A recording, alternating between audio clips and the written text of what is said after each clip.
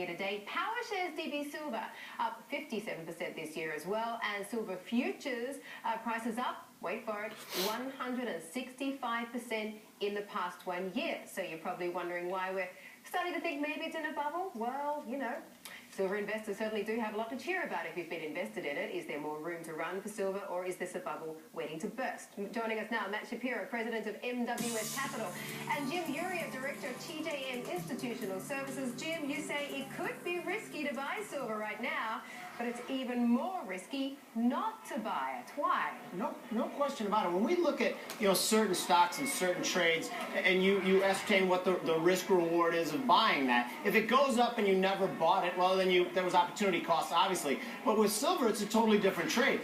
The risk is buying it, and maybe it's in a bubble, but the real risk is the U.S. dollar. And when the analysis of the precious metal market has become so much more simple in the last 48 hours, because the market now has to ask itself, what's really the chance that this dollar's decline goes from something that's fairly orderly to something that's fairly unruly? Now, do you put a 5% chance on that? Do you put a 50% chance on it? And I realistically think in the final analysis it doesn't matter, because the fact that we're asking that question is somewhat terrifying. So do I recommend silver right now? Absolutely, I do. But you probably should have some protection on it as well, and know that there's huge risk involved on both sides. We've been put in a situation where we have to either jump or remain not protected.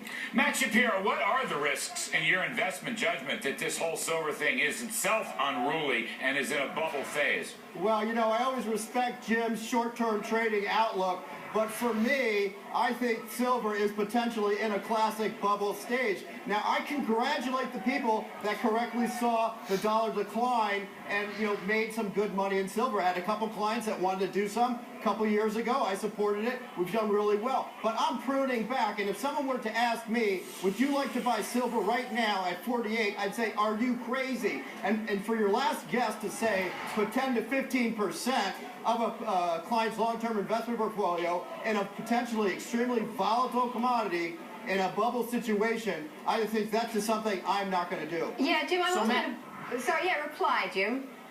Matt, taking that stance, are you also saying then that it's time to buy the dollar here? Or what exactly are you saying there?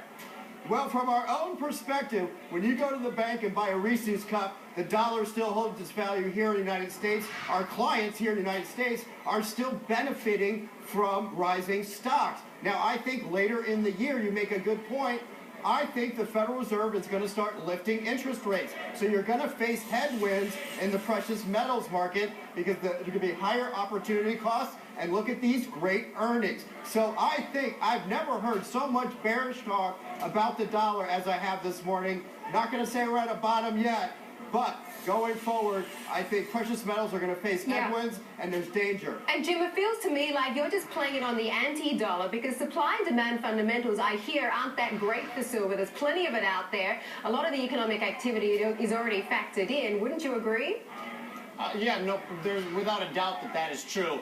But I think that there's been tons of silver buying in the hedge fund level. The fact that the moms and pops haven't got in as yet, that average people haven't begun to protect their portfolio with precious metals, to me is a little bit scary, and I believe they should start moving in that, and that's where I think the next leg could be generated from.